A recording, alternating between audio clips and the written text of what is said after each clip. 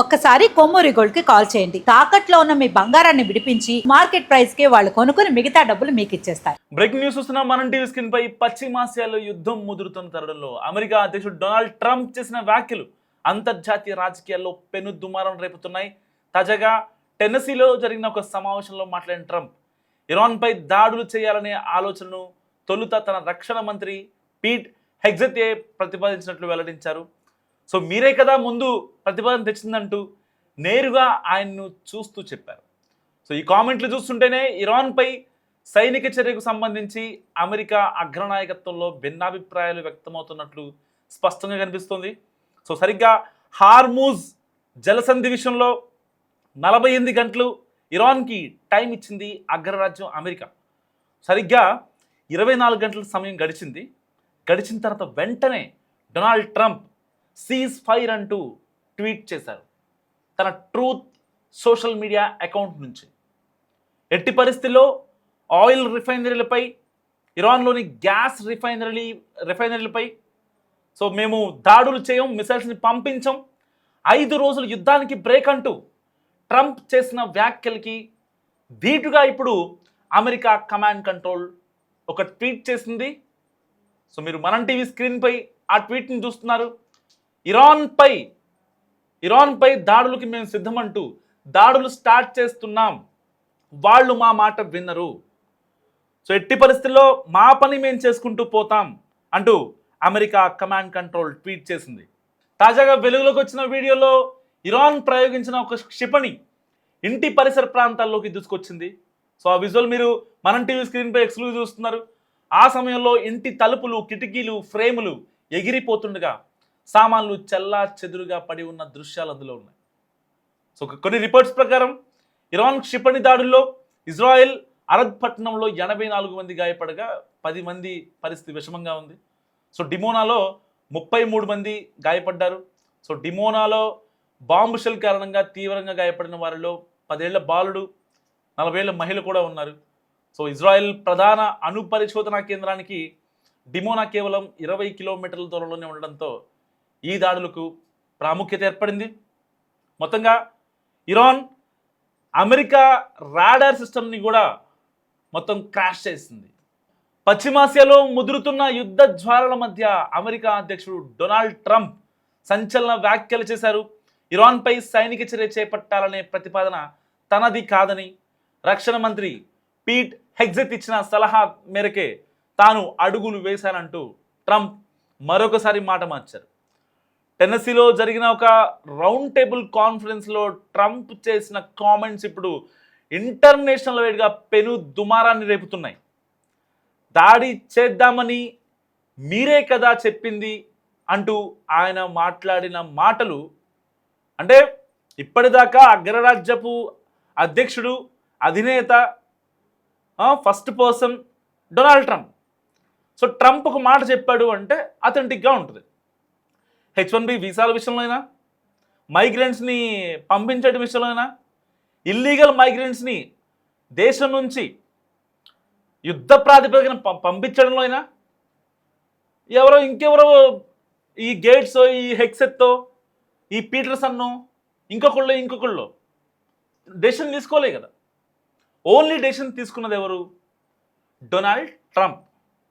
So ఇప్పుడు దాడి చేద్దామని చెప్పింది మీరే కదా పీట్ అంటూ తన రక్షణ మంత్రిని టార్గెట్ చేశాడు డొనాల్డ్ ట్రంప్.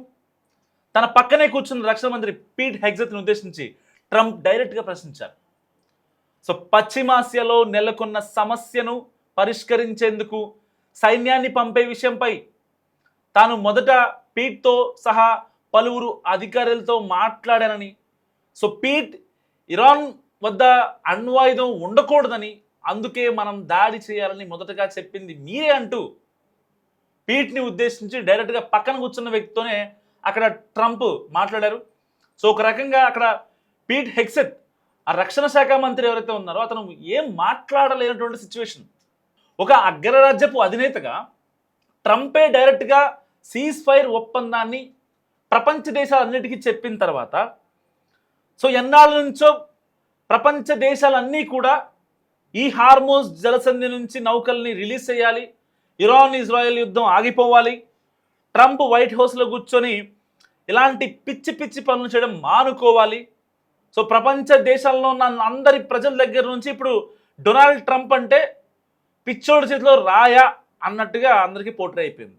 కాబట్టి తనని తాను సేవ్ చేసుకోవడం కోసం ఇక్కడ అమెరికా స్థాయిని కూడా దిగజార్చాడు డొనాల్డ్ ట్రంప్. ఆ విషయంలో ఏమాత్రం మొహమాటం లేదు. ఎందుకంటే రక్షణ శాఖ మంత్రి పీట్ హెగ్జెత్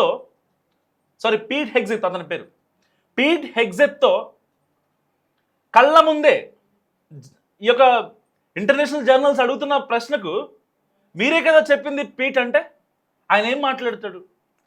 ఆఫ్ ద రికార్డ్గా ఇంటర్నల్గా జరిగిన సమావేశాల్లో పీట్ హెగ్జెత్ తన అభిప్రాయం చెప్పి ఉండొచ్చు కాక, తప్పేముంది దాంట్లో? ఒక రక్షణ శాఖ మంత్రిగా యుద్ధం జరిగితే ఎన్ని నెలలు జరుగుతాయి, ఎన్ని వారాలు, ఎన్ని రోజులు, ఎన్ని గంటలు చేయాలి, మన దగ్గర ఉన్న సామర్థ్యం ఏంటి, మన ఆర్థిక వ్యవస్థ తగ్గట్టుగా మనం ఎలా యుద్ధం చేయాలి అనే విషయాలు పీట్ హెగ్జెత్ ఒక మాట చెప్పుండొచ్చు, దాన్నే ఉంది. అతను ఆ కన్సర్న్ డిపార్ట్మెంట్కి మినిస్టర్ కదా.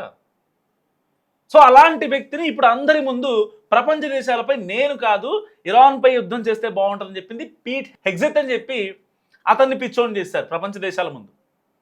సో ఇరాన్పై దాడుల విషయంలో విమర్శలు వెల్లువెత్తుతున్న తరుణంలో ఈ నిర్ణయానికి బాధ్యుడిని చేస్తూ రక్షణ మంత్రిపై నిందలు మోపడం ట్రంప్ వ్యూహాత్మక ఎత్తుగడగా చాలామంది విశ్లేషకులు భావిస్తున్నారు.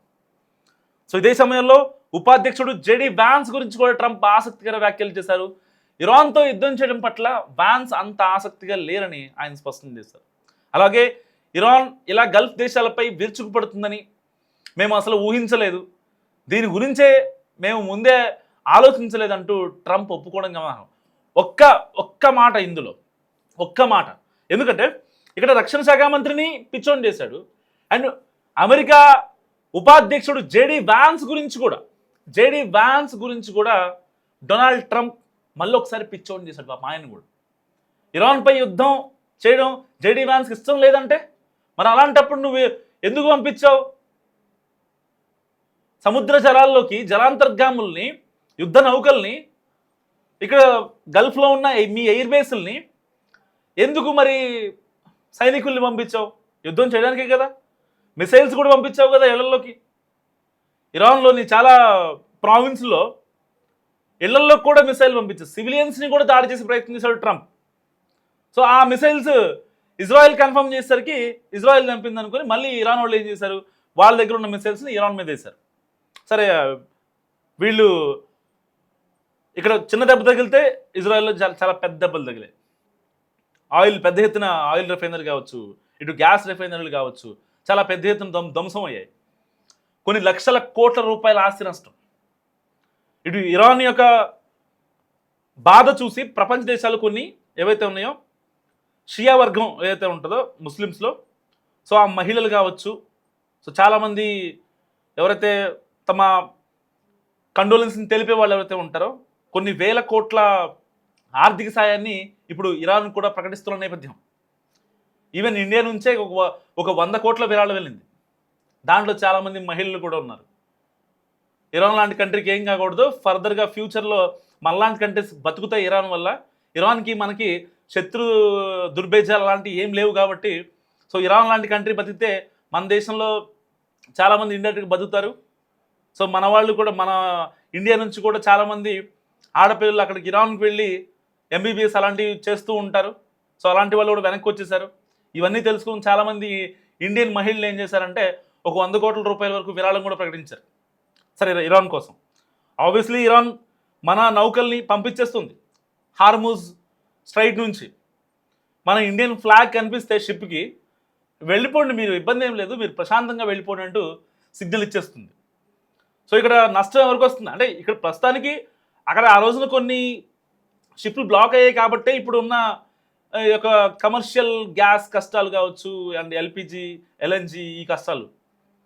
వాస్తవానికి అక్కడ అది కొంచెం ముందే జరిగితే, ఇరాన్ విదేశాంగ శాఖకి భారత విదేశాంగ శాఖకి ఆ చర్చలు కనుక ముందే జరిగితే ఇంకొంచెం ముందుగా వచ్చేవాళ్ళేమో బేసిక్గా. సో ఇలాంటి కాన్సిక్వెన్సెస్లో ఇప్పుడు డొనాల్డ్ ట్రంప్ ఒక రకంగా చాలా double game and mind game, ఒక స్ట్రాటజికల్ గేమ్ ఆడుతున్నారని చెప్పడంలో ఏమాత్రం సందేహం లేదు. ఎందుకు సందేహం లేదు అంటే, ఇప్పుడు ఆల్రెడీ యుద్ధం జరుగుతుంది, ఆల్రెడీ ఒక పక్క చర్చలు జరుగుతున్నాయి. చర్చలు జరుగుతున్న తర్వాత కూడా ఇక్కడ సీజ్ ఫైర్ ఒప్పందం మాట్లాడాడు. సీజ్ ఫైర్ ఒప్పందం మాట్లాడి మళ్ళీ తర్వాత టెన్నెసీలో జరిగిన ఒక ఈవెంట్లో వీళ్ళు ఒక పక్క మాట్లాడుతుండగానే ఇక్కడ నుంచి అమెరికన్ కమాండ్ కంట్రోల్ నుంచి ట్వీట్ వచ్చింది. మేము ఇరాన్పై యుద్ధం చేస్తున్నాం, యుద్ధాన్ని ఆపబోం, ఇరాన్ మా మాట వినదు, మాకు ఆన్సర్ చెప్పదు, మా డూస్ అండ్ డోంట్స్ని వాళ్ళు యాక్సెప్ట్ చెయ్యరు అని చాలా క్రిస్టల్ క్లియర్గా చెప్పింది. సరిగ్గా అదే టైంకి ఇక్కడ టెన్నెసీలో, వాషింగ్టన్ దగ్గర ఉన్న టెన్నెసీలో ఈ యొక్క జెడీ వాన్స్, రక్షణ శాఖ మంత్రి పీట్ హెగ్సెత్ అండ్ అమెరికా అధ్యక్షుడు డొనాల్డ్ ట్రంప్, వీళ్ళు ముగ్గురు కలిసి ఒక ప్రెస్ మీట్ పెట్టారు, ప్రెస్ని అడ్రస్ చేశారు.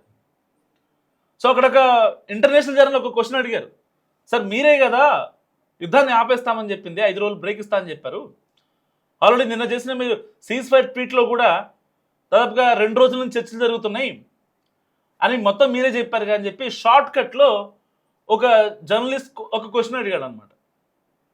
సో దానికి ఆయన ఇచ్చిన సమాధానం ఏంటో తెలుసా, అది నిన్న, దట్స్ ఎస్టర్డే, అది నిన్న అనుకుంటూ చాలా వ్యంగ్యంగా మాట్లాడాడు. సరే, జర్నలిస్ట్ని వ్యంగ్యంగా మాట్లాడాడు, ఫైన్, ఓకే, ఇదంతా కాదు, పక్కన పెట్టేద్దాం. ప్రపంచ దేశాల ఒక పీస్ కన్నా ఎవరి మనోభావాలు ఇక్కడ సరే కొంచెం పక్కన పెట్టేద్దాం అనుకోండి, అది వేరే మ్యాటర్. అక్కడ ఆయన మాట్లాడిన తీరు, అక్కడ రక్షణ శాఖ మంత్రి పీట్ హెగ్సెత్ పైన మాట్లాడిన తీరు, ఇటు అమెరికా ఉపాధ్యక్షుడు జేడీ వాన్స్ కంట ఇరాన్పై యుద్ధం చేయడం ఇష్టపట, రక్షణ శాఖ మంత్రికి ఏమో మీరే కదా నాకు చెప్పిందని అందరి ముందు అంటే, అసలు అక్కడ డొనాల్డ్ ట్రంప్ ఉద్దేశం లేకుండా ఇరాన్ వైపుగా అమెరికన్ షిప్పులు, యుద్ధ నౌకలు, పెద్ద పెద్ద క్షిపణులు, ఇంత బలగం, ఇంతమంది సైనికులు, పారామిలిటరీ బలగాలు, ఇవన్నీ అమెరికా నుంచి వచ్చేవాళ్ళ గల్ఫ్ దేశాలకి. మళ్ళీ ఏమంటాడు, గల్ఫ్ దేశాలంట చాలా నష్టపోయినాయి అంట. ఓకే, ఆబ్వియస్లీ నష్టపోయినాయి. అమెరికా ఇరాన్పై దాడి చేస్తే ఇరాన్ ఏం చేస్తుంది, గల్ఫ్ దేశాలని అసలు నానా తిప్పలు పెట్టింది, 10 చెరువులు నీళ్ళు తాగిచ్చింది గల్ఫ్ దేశాలకి.